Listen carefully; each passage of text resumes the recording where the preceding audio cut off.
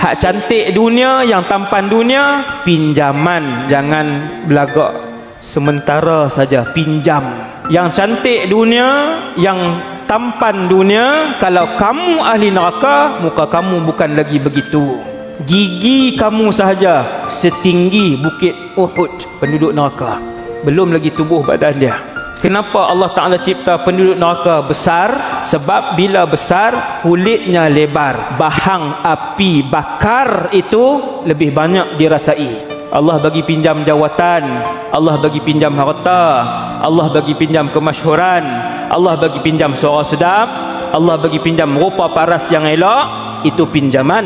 Yang Allah tengok amalan kamu. Allah akan ubah rupa paras kita waktu nak masuk syurga. Semua jadi tampan, semua jadi cantik.